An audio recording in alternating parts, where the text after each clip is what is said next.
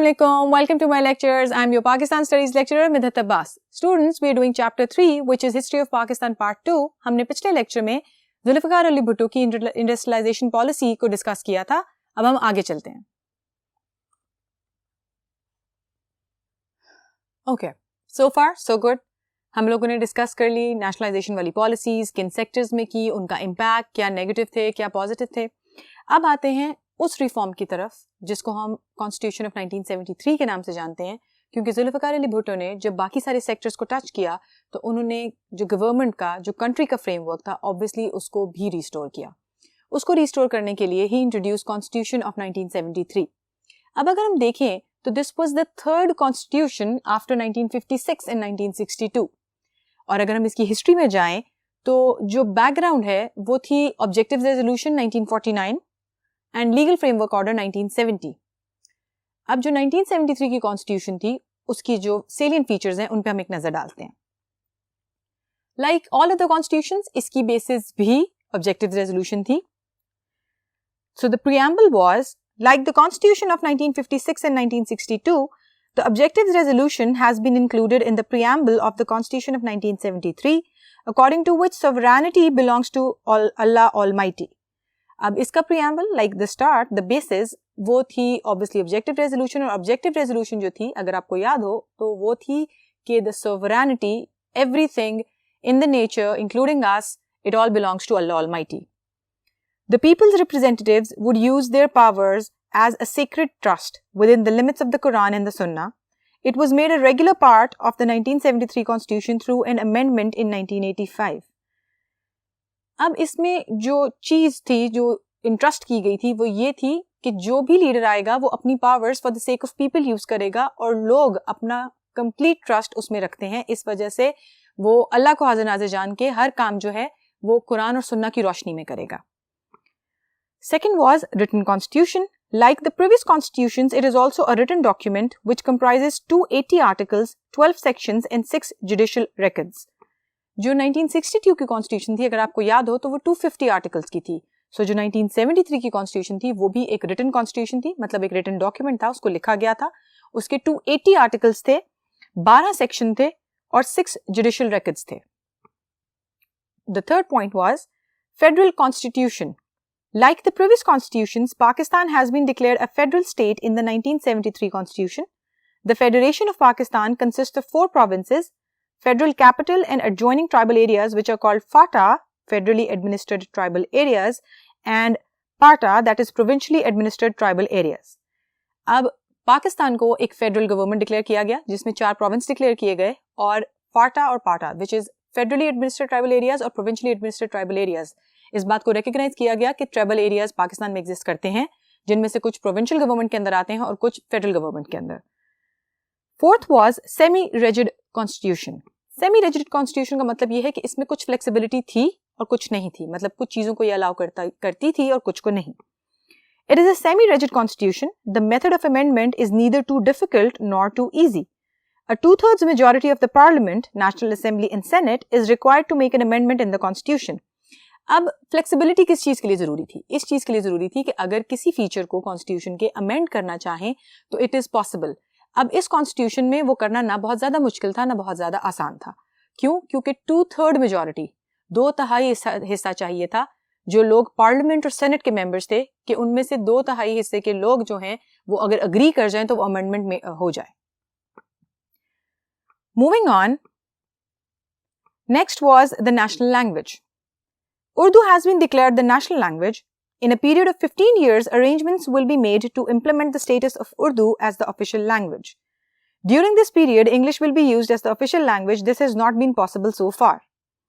Urdu को national language declare तो कर दिया गया, लेकिन साथ में ये भी कहा गया कि अगले 15 सालों में उर्दू का ऑफिशियल लैंग्वेज का स्टेटस जो है वो इम्प्लीमेंट किया जाएगा. मतलब हर चीज पाकिस्तान में उर्दू लैंग्वेज में कर दी जाएगी और तब तक इंग्लिश को as a temporary language use किया जाएगा. Sixth was Islamic Constitution. Islam has been declared as the state region in the Constitution of Pakistan. It has been declared essential for the President and the Prime Minister to be Muslims. The official name of the state is the Islamic Republic of Pakistan. It encourages the practice of the Islamic mode of life among the citizens.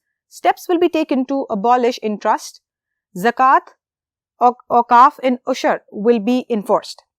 अब पाकिस्तान में Islamic constitution declare की गई, इस्लाम basic religion, और हर इंसान Islamic way of life के accordingly अपनी जिंदगी गुजारेगा। जो इंटरेस्ट है which was at that time very common, क्योंकि बैंक्स जो हैं वो जब लोन देते हैं तो इंटरेस्ट लेते हैं, other businesses also they used to give interest, उसको डिस्करेज किया गया, खत्म किया गया। और साथ में ज़कात, ऐसे एक्शंस अपनाए गए जिससे अगेन जो पैसा है वो कंट्री में फ्लो करे और गरीबों की मदद हो।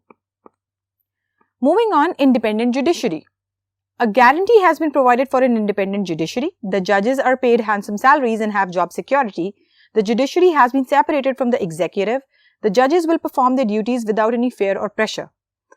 Independent judiciary. Judiciary का मतलब ये है कि आपका जो इंसाफ करने वाला सिस्टम है वो किसी भी चीज़ के दबाव में नहीं होगा, किसी भी इंसान के, किसी भी गवर्नमेंट इंस्टीट्यूशन के, किसी भी गवर्नमेंट एम्प्लॉय के अंडर प्रेशर नहीं होगा। इसको कंफर्म करने के लिए जजेस की सैलरीज बहुत अच्छी रखी गई और साथ में उनको जॉब सिक्योरिटी भी दी गई ताकि उनको कोई डरा के कोई फैसला किसी भी चीज के अगेंस्ट लिया जा सके। सो इसका मतलब है कि आपका जो अदल का सिस्टम है that was very just, that was very fair. Parliamentary constitution. According to the Constitution of 1973, the National Assembly will have a tenure of 5 years. The parliamentary form of government was implemented in the country. The head of the country is the president and the prime minister is the head of government. The president is elected by the parliament and the provincial assemblies, whereas the prime minister is elected by a majority in the national assembly. अब जो 1973 की constitution थी उसने ये declare किया कि parliamentary system होगा, parliamentary constitution होगी, जिसका मतलब ये था कि जो हेड ऑफ कंट्री है वो प्रेसिडेंट होगा, सदर जो है वो आपके मुल्क का जो है वो हाकिम होगा, एंड देन जो आपकी गवर्नमेंट है, जो एडमिनिस्ट्रेशन है आपके मुल्क की, वो prime minister as the head संभालेगा। जो प्रेसिडेंट है, जो सदर है, उसको लोग खुद चूज करेंगे और जो प्राइम मिनिस्टर है उसको नेशनल असेंबली के मेंबर्स चूज करेंगे। Supremacy of constitution, this was the 9th one. If any person abrogates the constitution or tries to abrogate it, he will be charged with high treason and prosecuted accordingly.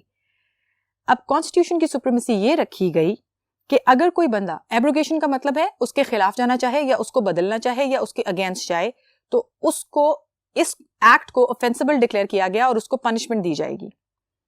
Constitutional institutions.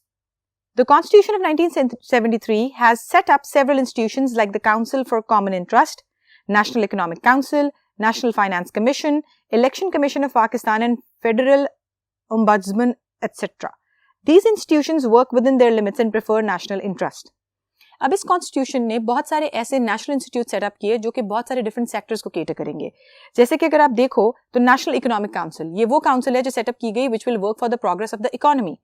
Then taking example of the National Finance Commission, ये वो commission है which will take care of the trade, which will take care of the finances. So इस तरह बहुत सारी national bodies बनाई गई जो डिफरेंट सेक्टर्स हैं उनके इश्यूज को डील करेंगी और उनके अंदर कैसे रूल्स इंप्लीमेंट होंगे उनके बारे में डिस्कशन करेंगी। The 11th was Bicameral Legislature. The Parliament will consist of 2 houses according to 1973 Constitution.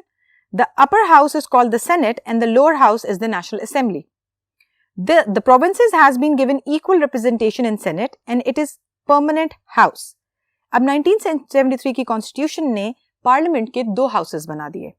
जो upper house था उसको Senate कहा जाएगा, जो lower house था उसको permanent house कहा जाएगा। Parliament के 2 houses हैं, the upper one is Senate and the lower one is the National Assembly. Provinces has been given equal representation in Senate and it is a permanent house. Provinces को जो provincial governments थी उनके जो representatives थे उनको Senate में permanent membership दी गई। साथ में ये भी बताया गया कि वो permanent house का हिस्सा होंगे। उसका tenure जो है वो 6 साल होगा। It consists of 104 members, 104 members होंगे उसके। The National Assembly comprises of 342 members. National Assembly के 342 members होंगे। The total number of members of the Parliament, which was also called Majlis-e-Shura, was 446. 446 total member Parliament के, जिसमें से 104 member होंगे Senate के और 342 members होंगे National Assembly के. So this was the detail of the Constitution of 1973, जिसको aim इस बात पे किया गया कि मुल्क की जो administration है वो smoothly run करे, जो इंसाफ का system है वो completely declare हो जाए. So these were the things which were dictated or which were added up by Zulfikar Ali Bhutto. But however, जहाँ Zulfikar Ali Bhutto की मकबूलियत जो है वो लोगों में बढ़ रही थी, वहाँ साथ ही साथ जो बाकी पॉलिटिकल पार्टीज हैं वो पीपल्स पार्टी के अगेंस्ट होती जा रही थी। अब इसका फायदा जो है वो उठाया गया and the change in government took place. और उसके बाद कौन आया? That was general Zia-ul-Haq. अब इसकी कुछ बैकग्राउंड देख लेते हैं। जब जुल्फ़िकार अली भुट्टो 6 साल तक मुल्क के लिए काम करता रहा, पॉजिटिव इम्पैक्ट भी आए, नेगेटिव इम्पैक्ट भी आए, मुल्क की इकोनॉमी ने तरक्की भी की। So the country move towards a better future. At the same time 1977 में इलेक्शंस डिक्लेयर हुए। इन इलेक्शंस में क्योंकि पीपल्स पार्टी की मकबूलियत की वजह से बाकी सारी पॉलिटिकल पार्टीज इसके अगेंस्ट हो गई थी, सो दे ऑल मर्ज टुगेदर और उन्होंने नेशनल अलायंस के नाम से एक ऑर्गेनाइजेशन बना ली। अब जब इलेक्शंस हुए तो National Alliance worked against Pakistan Peoples party.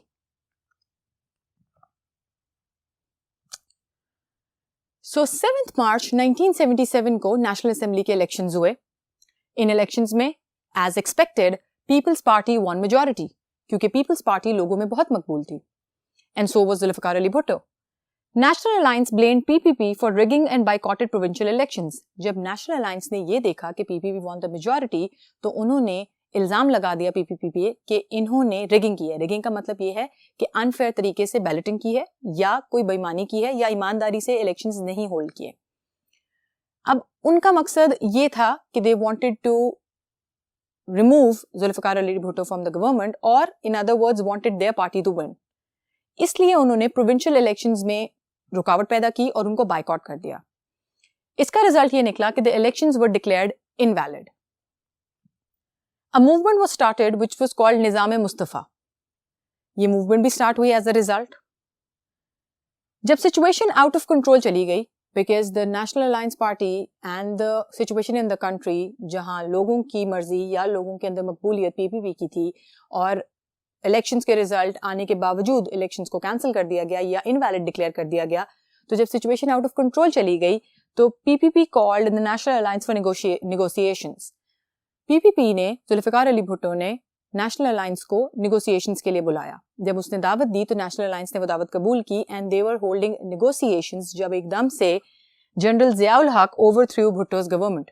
General ज़िया-उल-हक ने भुट्टो की गवर्नमेंट को डिमिनिश कर दिया, जो 1973 की कॉन्स्टिट्यूशन थी उसको अबॉलिश कर दिया और मार्शल लॉ डिक्लेयर कर दिया। मार्शल लॉ डिक्लेयर हुआ 5 जुलाई 1977 को। 5 जुलाई 1977 को मार्शल लॉ डिक्लेयर हुआ, और ये पाकिस्तान का तीसरा मार्शल लॉ था। अब मुझे रिकॉल करके बताएं कि पहले 2 मार्शल लॉ कब लगे थे? Well done. एक लगा था 1958 में जब Ayub Khan took the throne, फिर लगा एक 1970 में जब याया खान आए, and this was the third one, which is 1977 in General Zia-ul-Haq. He assumed the power of the president. He ruled for 11 years and brought Islamization. Zia-ul-Haq ने 11 साल पाकिस्तान पर रूल किया. He was the president and he so-called brought the Islamization to country. And he remained from 1977 to 1988. General Zia-ul-Haq was killed in an air crash on 17th August 1988. And this happened because General Zia-ul-Haq was killed in an air crash in 1988. And after that, Ghulam Ishaq Khan took over as a caretaker president of Pakistan. General Zia-ul-Haq ने भी बहुत सारी reforms introduce की. Islamization जो एक process था जो कि वो लेके आए, 11 साल रूल करने की वजह से उन reforms में बहुत सारी चीजें थी जो debatable भी थी, positive भी थी और कुछ negative भी थी. अब उन चीजों को हम देखेंगे नेक्स्ट लेक्चर में. तब तक के लिए अल्लाह हाफिज.